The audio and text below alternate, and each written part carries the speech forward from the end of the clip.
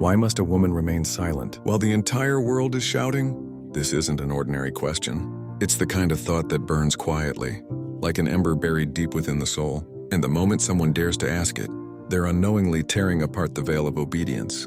From the earliest pulpits, something felt off. In churches, temples, and at sacred altars, the rule didn't need signs nor loud commands. It was written in the eyes of preachers, in the cold smiles of elders, and whispered from worn-out pages. A woman must remain silent. But why? Lucifer, the eternal questioner, was never impressed by veils or modest dresses. For him, censorship never began at a woman's lips, but in the mind of the one commanding her silence. Was it really God who demanded this? Or was it man who imposed it? The answer wasn't sitting in the pews. It lingered between the lines, where faith collides with fear, and power hides behind convenient interpretations. A woman's voice has always been unsettling, not for its sound nor its tone, but for the truths it dares to reveal. When a woman speaks, she does more than release words. She uncovers wounds. She reveals secrets. She exposes truths. And in a world that profits from silence, truth can be deadly. What if everything you believe was crafted just so you'd never listen to a woman's voice? Lucifer never needed to shout. He simply watched. The silence of women echoed louder than any sermon, and behind every silenced mouth, there was always an untold story. Now the question has been planted. Who truly benefits from women's silence? God or those who claim to speak for him? And the veil of modesty will be lifted. When it does, you'll see the rule was never spiritual. It was political. Have you ever noticed how many women's voices were erased from your life? Not by faith, but by fear? Tell me, do you believe a woman's silence was a divine design or a human command? I want to hear your thoughts. Your voice matters the most. The veil of modesty. When the mouth falls silent, power finds its voice. Churches have always preached that the veil was a symbol of respect. But Lucifer whispered a different theory. The veil was nothing more than a blindfold in disguise, not over the eyes, but over the mind. Behind that simple piece of cloth, something deeper was hidden: control. The woman who covers her hair, lowers her gaze, softens her voice, doesn't do it out of pure choice. She does it because someone somewhere taught her that the divine is somehow offended by her freedom. But does God truly feel threatened by the sound of a woman's voice? Or is it only men who are afraid? Why does pleasure disturb the divine so much? Lucifer knew the answer. Control always starts with the body, then it reaches the mind, and finally, it claims the soul. In ancient scriptures, many words were written by the hands of men, and within every comma, every period, a seed of silence was planted. Women were told, "You must not preach, you must not teach, you must not lead." But where did this commandment really come from?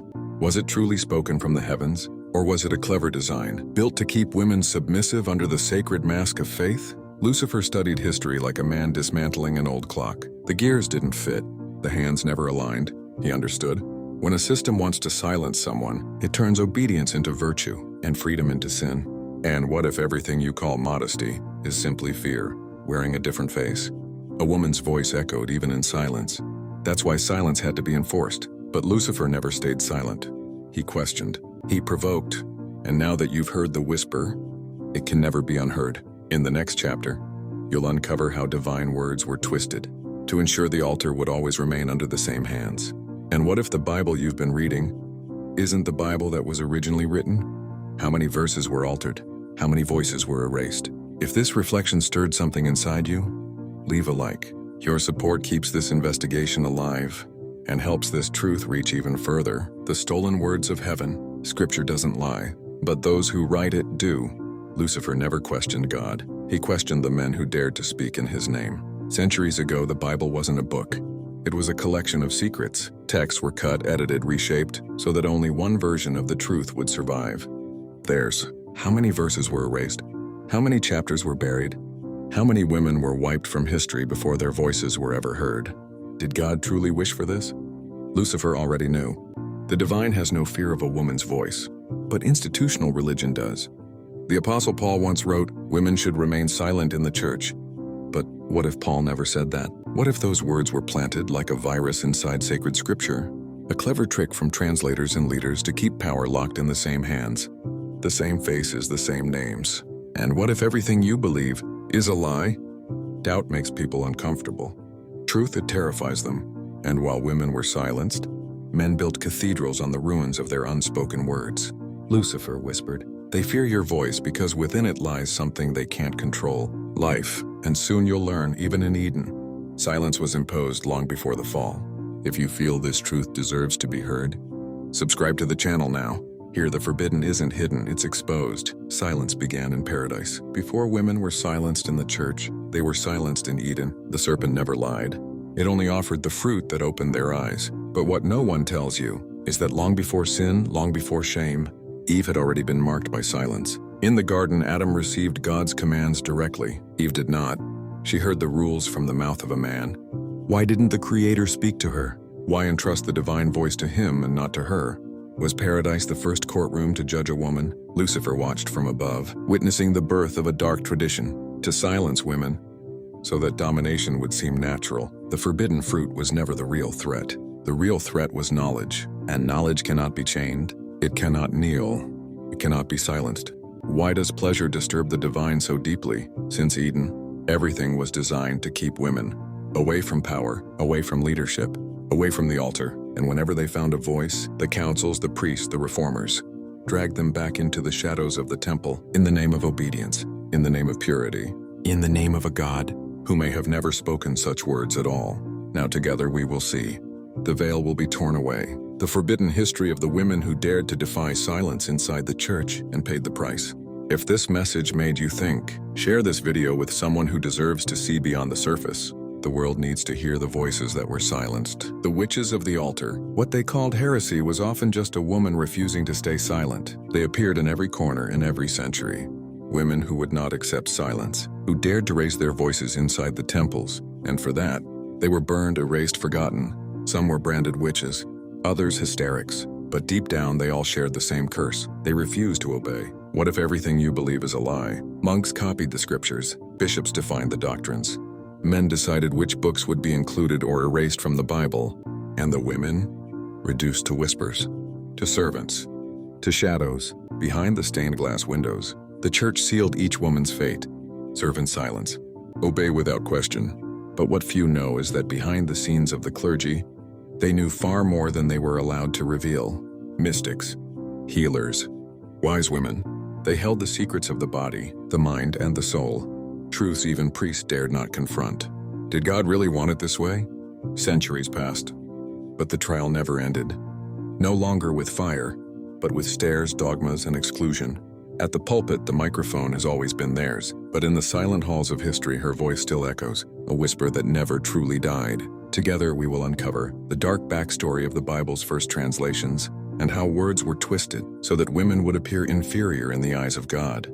If this chapter spoke to you, leave a like now, so the algorithm helps more people hear what was once silenced, the words that enslaved. Whoever controls the word, controls belief. Long before churches raised their towers, before pulpits and microphones, there was one decisive moment, the translation. The scriptures were written in languages few could understand, and those who held the power to translate held the power to shape the truth. What if the words you hear today are not the ones God actually spoke? Men decided the meaning. Men edited the verses. Men chose the tone, and somewhere in the middle, a cold command echoed through the pages. Women must remain silent in the church. But what if that line was never written that way? What if its true meaning was something else? Raised, altered, suffocated? After all, why would God, the creator of the universe, care so deeply about silencing a woman's voice? Why does pleasure disturb the divine so much? Control isn't about sound, it's about the mind. Silencing women within the church was only the first step. The second was convincing them that this silence was sacred, texts manipulated, words amputated, meanings corrupted. What began as simple teaching was forged into a chain, binding centuries of submission and fear. Did God really want it this way? The real heresy, perhaps, is not in questioning the order, but in accepting it without ever knowing its origin. Now together, we will uncover the secret letters exchanged between priests and kings, where the silence of women was discussed not as doctrine but as a strategy for power.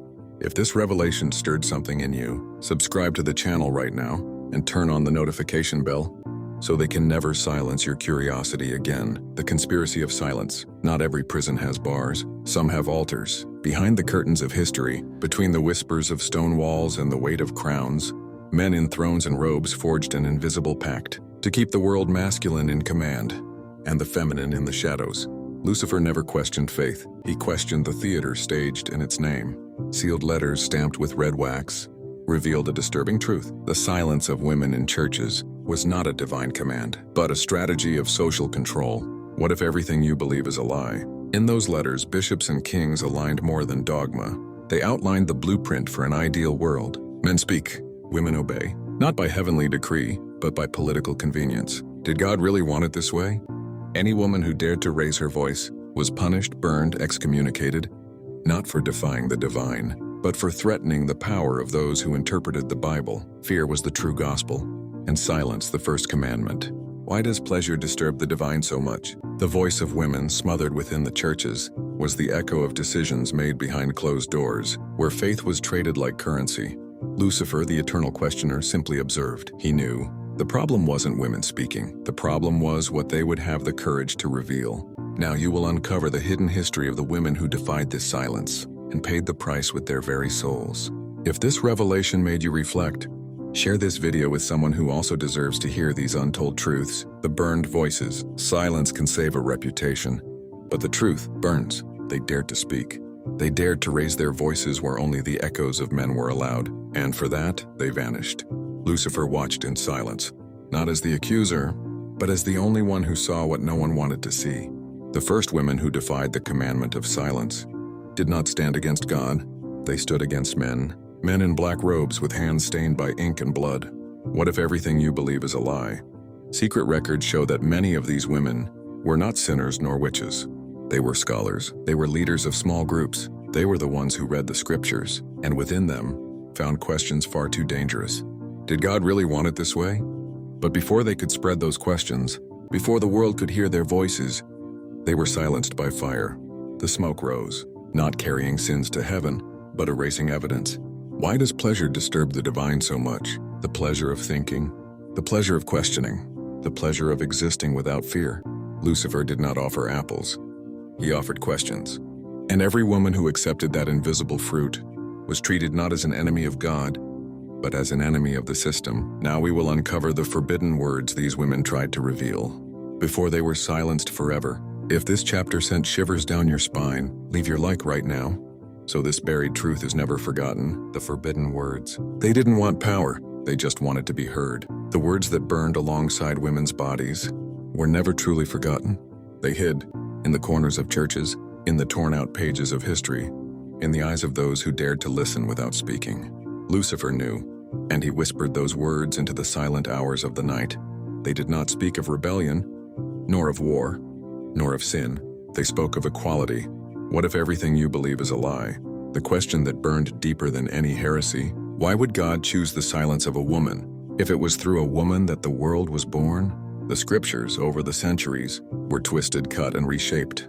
But some forgotten passages still whispered a different version of the story. Did God really want it this way? Hidden gospels, censored letters, accounts buried by priests and kings, revealing women not as subordinates, but as leaders, prophets, and divine voices.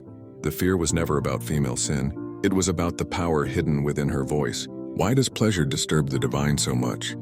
The pleasure of being heard, the pleasure of existing without chains, the pleasure of teaching. Lucifer wasn't the villain in this chapter. He was the messenger of doubt. And by whispering these forbidden truths, he merely exposed what the world preferred to keep silent. And what if the command for women to stay silent didn't come from heaven, but from human hands that rewrote God's will? Share this video with someone who needs to see beyond the words. Spread the voices they tried to silence. Now it's your turn to set these truths free. The echo that was never silenced. They tried to silence her, but the voice of truth always finds a way to escape. Lucifer watched not with hatred, but with the strange compassion of one who understands the value of doubt. The church raised walls, dug graves, wrote rules with human hands, and stamped them all with the name of God. But no wall, no flame, no verdict was ever strong enough to erase one simple question: why must a woman remain silent? The answer never came from heaven. It was crafted in the dark rooms of power, where the fear of the feminine shouted louder than any faith. What if everything you believe is a lie? The woman was the first temple, the womb the first altar, the voice the first breath of creation. So why so much silence? Could divinity truly demand silence from one shaped from the same sacred essence? Or was it the fear of men? That became the true lawmaker of this commandment. Did God really want it this way? Lucifer, the light bearer, didn't bring darkness. He brought a lantern, one that illuminated what many preferred to keep hidden in the shadows. A woman never needed permission. She always had a voice. It was history that tried to erase her sound. Silence was imposed, but the question still echoes today. If the divine created woman to be silent, why did it shape her with a voice? Now that you've met the doubt, I want to hear from you. Is silence sacred or man-made? Leave your answer in the comments, and let this debate burn brighter than ever before.